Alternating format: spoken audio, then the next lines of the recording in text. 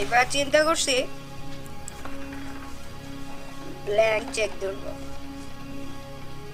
যখন খুশি তখন আমরা চেক ভাঙাবো। তোর মুখে ফুল চন্দন পড়ো, তোর মাল লাগে না।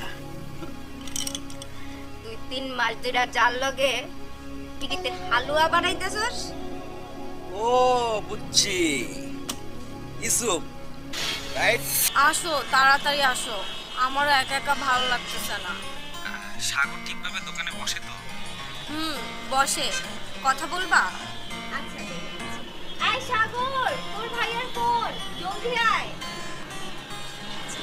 এই নে তোর ভাইয়ের ফোন। হ্যাঁ ভাইয়া, কবে আসবে তুমি? পরশু। বিক্রির কি অবস্থা রে ভাই? বেচা বিক্রি বেশ ভালো হয়েছে ভাইয়া, অসুবিধা নাই। প্রায় 1.5 লাখ টাকার মতো বিক্রি হয়েছে। কিরে এত অস্থির কে? নাকে তেল দিয়ে ঘুমাও। ওদিকে কি হইতাছে বাল কোনো খোঁজ খবর রাখো? আরে বল ঘটনাটা খুলে কও না। ইউসুফ আইতাছে বিদেশ থেকে পরশুদিন। আরে এটা তো গুড নিউজ। গুড নিউজ কো এত নাকে তেল দিয়ে ঘুমাই লইব না, প্ল্যান তো করতে হবে। বিন্দু কই? বিট্টু আইতাছে। যাও বাজারে যাও, নাস্তা দিছি, ঠান্ডা হয়ে যাবে। আসো খাইতে আসো। কখন থেকে শুধু শুধু বাচ্চা। শান্তি নাই রে, শান্তি নাই। কোথায় বিদেশ থেকে এসে বউয়ের সঙ্গে একটু পীড়িত করব, তারও কোনো শান্তি। সব হবে জাস্ট প্ল্যান মোতাবেক। রাইট। ওকে ডান। ডান।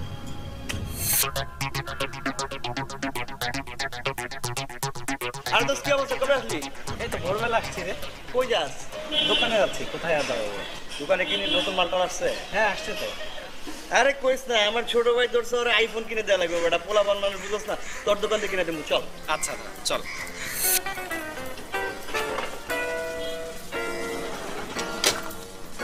দোস্ত গাড়ি কিনলি কবে তুই? গাড়ি তুই এটা দেখছিস বেটা, গাড়ি আরো 2টা আনে, BMW মার্সিডিজ পার্কিং করস। আচ্ছা আচ্ছা, তো চল যাই। একদম চুপ। তুই আমার বন্ধু হয়ে তুই আমাকে কিডন্যাপ করলি? মামা তোমার লাগে তো আমি এর লাগে 3টা মাস কাটাইছি মামা, তুমি বুঝো নাই মামা? এখন তোর ফটো সেশন হইব, তোর আর আমার অন্তরঙ্গ ফটো সেশন। ফোন দিবি না চোরের বাচ্চা? এই ফোন দে, ফোন দে। ওই শুয়োরের বাচ্চা, ফোন দিয়ে টাকা যাবি। যদি না চাস তাহলে তোর যে ফটো সেশন করা হয়েছে সব ছবি তার বউর কাছে পাঠাবি। ফোনটা করবো। হ্যালো, কই তুমি? হ্যালো বউ, আমি অনেক বিপদে আছি। তুমি সাগরে কও আমার নাম্বারে 2 লাখ টাকা করে দিতে। হ্যাঁ ভাবি বলো। হ্যালো সাগর, তোর ভাই জানি কি হইছে ভাই? জলদি তার নাম্বারে 2 লাখ টাকা কর, এখনই কর, তাড়াতাড়ি কর ভাই। আচ্ছা ঠিক আছে, আমি পাঠাচ্ছি, তুমি টেনশন করো না। 1 লাখ 1 লাখ। শান্তি রে, শান্তি।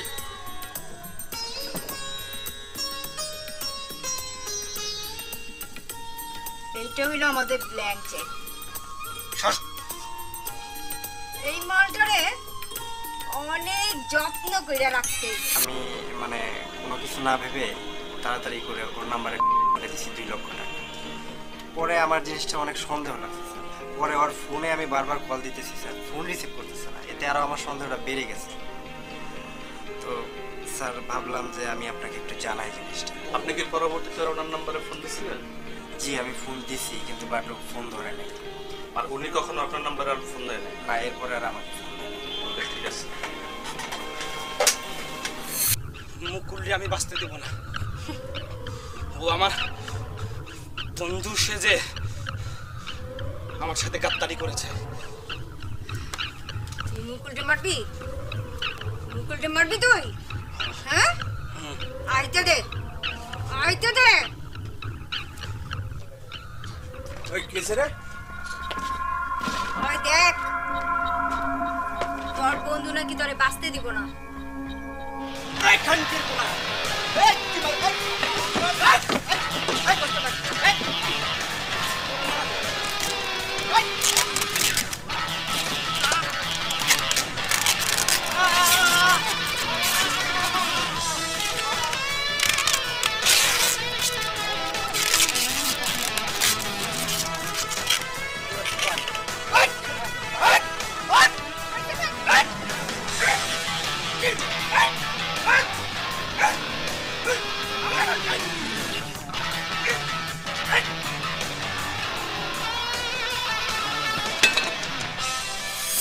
হুট করেই ঘটে যায় দুর্ঘটনা, মৃত্যুর কোলে ঢলে পড়ে ইউসুফ। ভিউয়ার্স, কি মনে হয় আপনাদের? কাকলি, মুকুল এবং পিন্টুদের মতো এই খুনিরা কি ধরা পড়বে পুলিশের হাতে?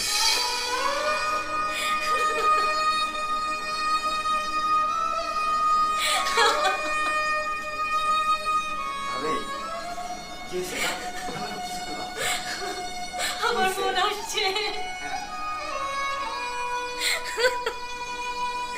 2 লাখ টাকা চাইছে। মুঝে 2 লাখ টাকা না দিলে তোমার ভাইরে শেষ করে ফেলবে। আচ্ছা, ফোন কে দিছিল? ভাইয়া দিছিল? না, একটা মেয়ে মানুষ ফোন দিছিল। আচ্ছা, বলছে যত তাড়াতাড়ি পারো 2 লাখ টাকা করে দিতে বলছে। ভাই এমনি অনেক দেরি হয়ে গেছে, তুমি যত তাড়াতাড়ি পারো ভাই টাকাটা করে দাও। আচ্ছা ভাবি, তুমি টেনশন করো না, আমি ভাইয়ের কিচ্ছু হবে না, আমি টাকা পাঠিয়ে দিচ্ছি। আর তুমি ইয়া করো, মোবাইল নাম্বারটা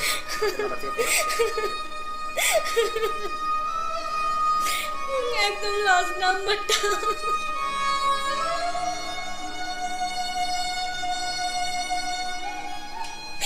মোবাইলটা নাও, আমি নাম্বার নিয়ে নিচ্ছি। তুমি একদম টেনশন করো না, চিন্তা করো না, আমি যাচ্ছি, টাকা পাঠিয়ে দেবো এখনই। আর আচ্ছা, পুলিশকে জানালে কেমন হয় বিষয়টা? না, এই মুহূর্তে পুলিশটা জানানো ঠিক হবে না। ওরা বলছে পুলিশটা জানাইলে তোর ভাইরে শেষ করে ফেলবে। আচ্ছা, যাই হোক, তুমি কান্নাকাটি বন্ধ করো, ঠিক আছে? টেনশন করো না, আমি এখনই টাকা পাঠিয়ে দিচ্ছি। হ্যাঁ ভাই, তুই যা, তাড়াতাড়ি যা ভাই।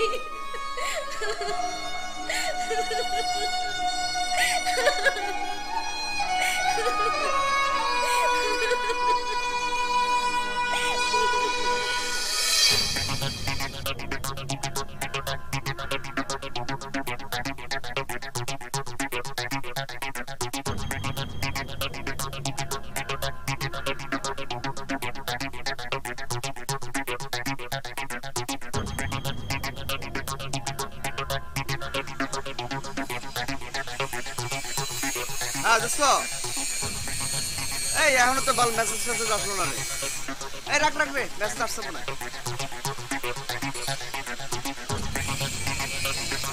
হ্যাঁ দোস্ত, মেসেজ আসছে।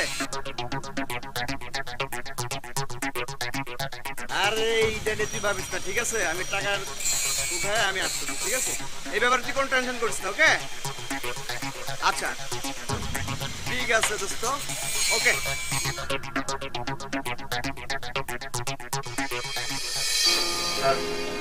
আমার ভাই তো কিডন্যাপ হয়ে গেছে স্যার।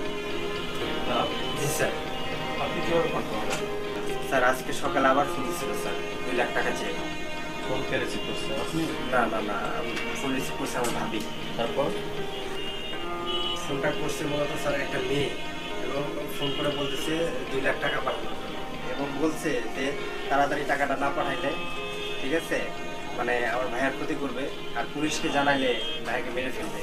তা আমি কোনো কিছু চিন্তা না করে স্যার দ্রুত টাকাটা পাঠাই দিচ্ছে, পাঠাই আপনার ঘরে চলে আসলাম, স্যারের জিনিসটা জানাই। আপনার ফোন নাম্বারটা দিন।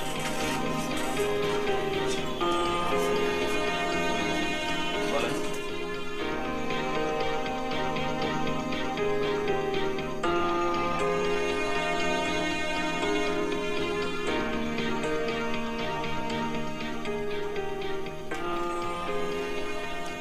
শফিক, জি স্যার। একটা নাম্বার লেখো, 01। এই নাম্বারটার কল লিস্ট বের করে আমার রুমে দেখানো। Okay sir.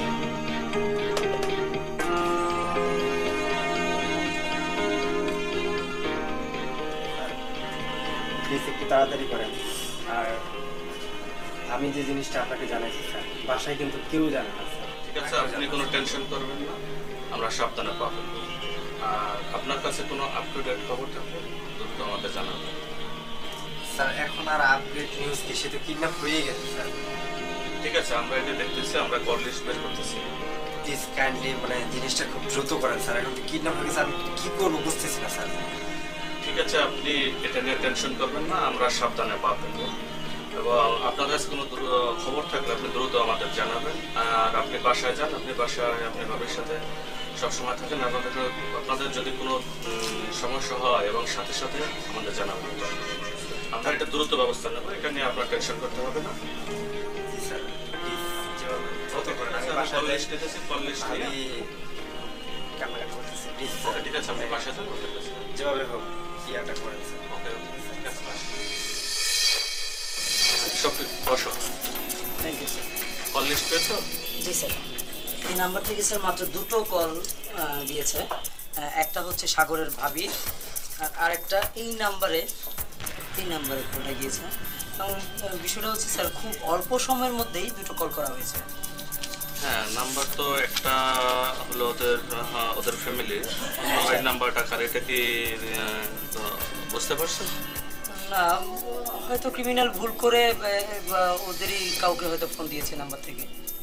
তো ঠিক আছে, আর শোনো, তুমি এই নাম্বারটা জাস্ট লোকেশন বের করো, 1 আমরা immediately operation. Okay sir.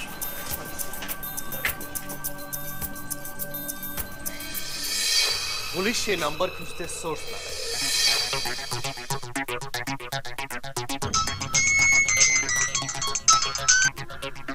Hello, আসসালামু আলাইকুম স্যার। ওয়ালাইকুম সালাম। কোনো খবর আছে বলো? স্যার, ওই বাসার লোকেশন পাইছি স্যার, কিন্তু কালকে ওই বাসা থেকে কাউকে ঢুকতে বা বের হতে দেখি নাই স্যার।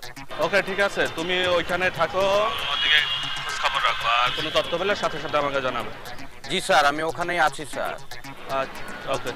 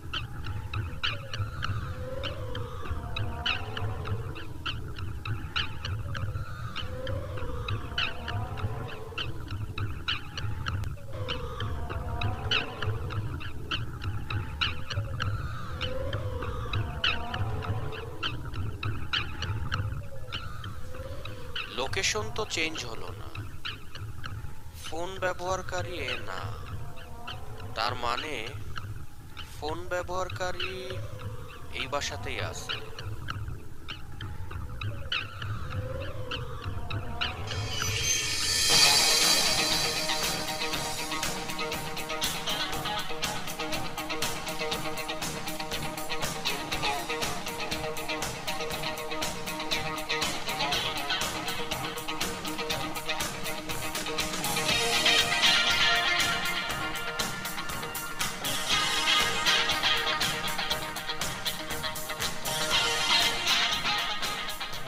কি খবর বলো? স্যার, ওই বাসা থেকে দুইটা ছেলে বের হয়েছে স্যার, কিন্তু ওই ফোনের তো কোনো লোকেশন চেঞ্জ হয় নাই স্যার। তার মানে ওই ফোন বহনকারী ওই বাসাতেই আছে না? জি স্যার, ওই বাসা রেট দিলে হয় না স্যার? না না, এত ব্যস্ত হয়ে না তুমি, সবকিছু কনফার্ম হয়ে তারপরে ফোন বহনকারী ওই বাসা আছে কিনা কনফার্ম হয়ে তারপরে আমাদের অপারেশনে যেতে হবে। ওকে স্যার, আসসালামু আলাইকুম স্যার।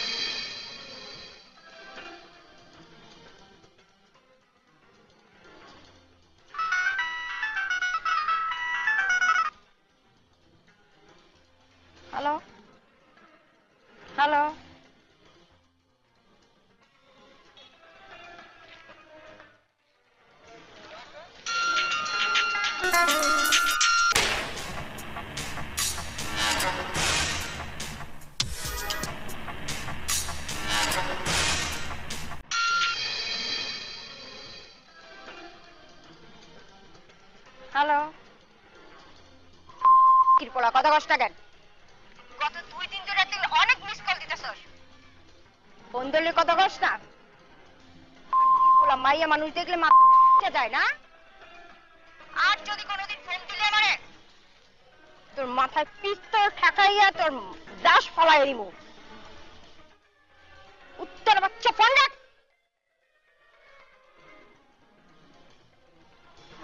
পোলারা আর কোনো কাম নাই মাইয়া মানুষ দেখলেই অস্থির হয়ে যায় যা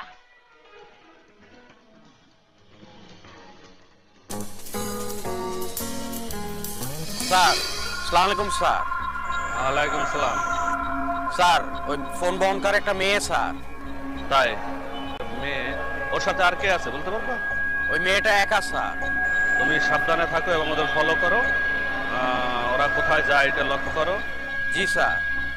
স্যার ওই মেয়েটা আমাকে গালিগালাজ করছে স্যার। ওকে, সোর্সের কাজ করলে একটু গালিগালাজ শুনতে হয়, এত ব্যস্ত হলে চলবে না। ওকে স্যার, আসসালামু আলাইকুম স্যার। ঠিক আছে, চা খাওয়া হয়েছে? খাও, খেয়ে নাও, চলো।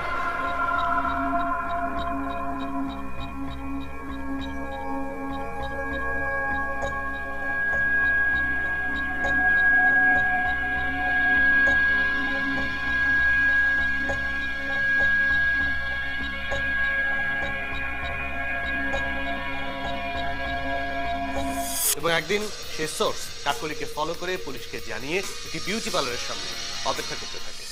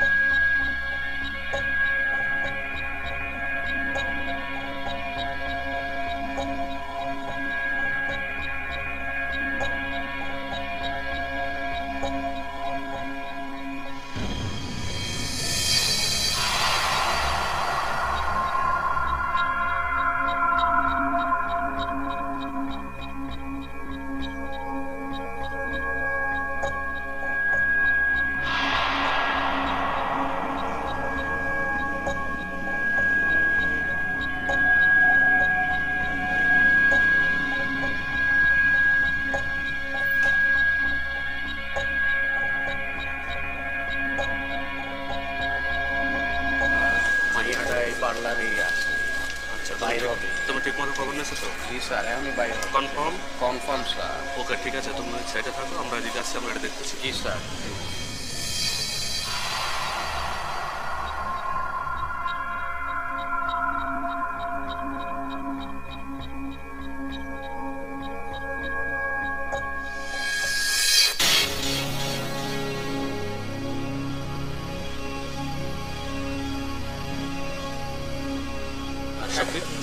তোমার সোর্স ভরসা করার মতো? ইনশাআল্লাহ স্যার। কনফার্ম? ভরসা করা যায় স্যার। লোক তো দেখেন, অনেক সোর্স উল্টো পাল্টা আমাদের দিয়ে 2 নম্বরই করে, এগুলো পুলিশের বদনাম হয়। তারপরেও তুমি কনফার্ম করো, ওই মেয়েকে দেখানোর সাথে সাথে তুমি তোমার মোবাইল থেকে ফোন দেবো, ফোন দিয়ে কনফার্ম হবো যে আমি মেয়ে সেই মেয়ে, তারপরে অ্যাকশনে যাবো। ইনশাআল্লাহ ঠিক আছে? ভরসা করা যায় স্যার। ঠিক আছে।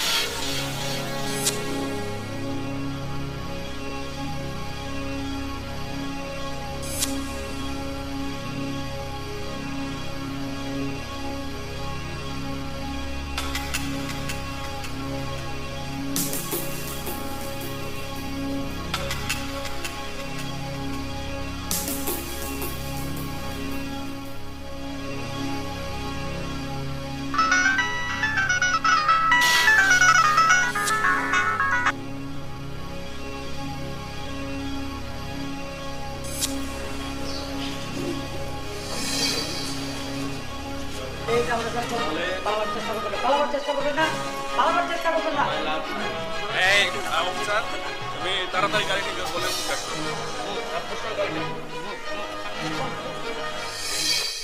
এভাবেই ধরা পড়ে কাকলি এবং কাকলির দেওয়া তথ্যে পুলিশ ধরে ফেলে বাকি দুজনকে। ভিউয়ার্স, এখন আমরা দেখে নেব এই বিষয়ের উপর একটি প্রতিবেদন। শামসুল হক কুমিল্লা সদরের একজন প্রতিষ্ঠিত ব্যবসায়ী। স্ত্রী ও 2 সন্তান নিয়ে সুখের সংসার ছিল শামসুল হকের। ব্যবসার কাজে তাকে প্রায়ই সিঙ্গাপুরে যেতে হতো। প্রতিবারের মতো ব্যবসার কাজ শেষ করে গত 11ই ডিসেম্বর 2013 দেশে ফিরে আসেন। আমার হাজবেন্ড বুধবার রাত্রে আসছে 4:30 আইসা সকালবেলা নাস্তা করছে, নাস্তা করার পরে বলতেছে আজকে কাছে পাশে কি আছে আমি বলতেছে নাই কিছুতে নাই। তো বলে আজকে রান্না করার মতো তোমাকে আমি বাজার করে দে, আমি বাজার করে তারপর রান্না করার পর সে বলতেছে গোসল করছে, গোসল করে করার পরে বলতেছে আমার খিদে লাগছে, ব্যাগ বন্ধ হয়ে যাবে, তাড়াতাড়ি আমাদের প্লেটে একটু ভাত দাও। আমি ভাত দিতে সে ভাত কি খাইছে, খাইয়ে বলতেছে আমি বাড়ি যাবো। কোথায় যেতেছ? বলে আমি ব্যাংকে যেতেছি। আমি কি তোমার আসতে কতক্ষণ লাগবো? সর্বোচ্চ 1 থেকে 2 ঘন্টা। তুমি লিস্ট করে রাখো, বাকি বাজারগুলো আমি তোমাকে এনে দেবো। এরপর আসে আর ফিরে আসে আমার সবাই সুস্থ ভাবে গেছে বাড়ির থেকে। কুমিল্লা কোতোয়ালি মডেল থানাধীন দক্ষিণ চর্দার বাসা থেকে 12ই ডিসেম্বর দুপুরে বের হয়ে যান শামসুল হক। তারপর তিনি আর বাসায় ফিরে আসেননি। ওই দিন বিকেলে একটি অপরিচিত নাম্বার থেকে ফোন করে মুক্তিপণ হিসেবে 1 লক্ষ টাকা দাবি করা হয়।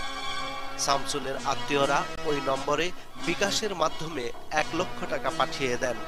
টাকা পাওয়ার পর অপহরণকারীরা ফোন বন্ধ করে দেয়। তারা তাকে মুক্তিপণ আদায় করার জন্য অপহরণ করেছিল। তারা 2 ভাগে মুক্তিপণ আদায় করেছে। প্রথমে 1 লক্ষ টাকা আদায় করেছে, পরবর্তীতে তাকে খুন করেছে। খুন করার পরে রাতে আরো 1.5 লক্ষ টাকা আদায় করেছে। 13 ডিসেম্বর শামসুল হকের বড় বোন থানায় একটি সাধারণ ডায়েরি করেন।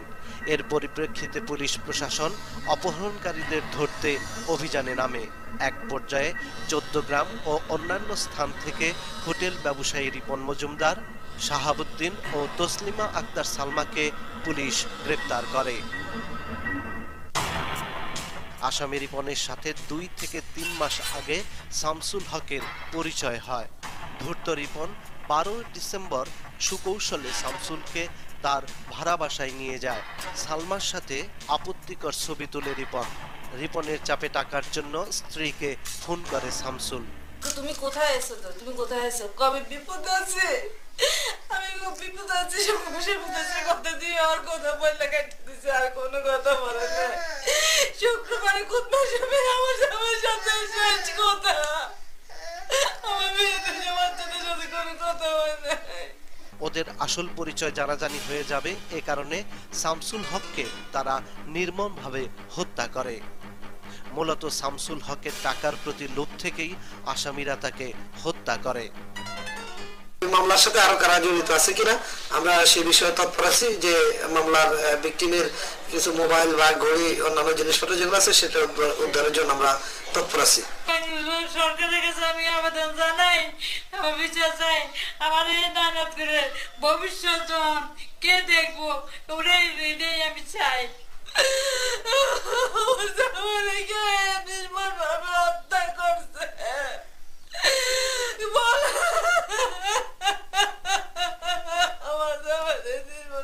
হত্যা কেন করছে? আমি বিচার চাই। বাংলার মা, বাংলার প্রতিটি মানুষের কাছে আমার মতন যেন ওখানে কে বিদ্যমান না হয়। আমার বাচ্চাটি দেখেন, আমার বাচ্চাটির মতো যেন কেউ না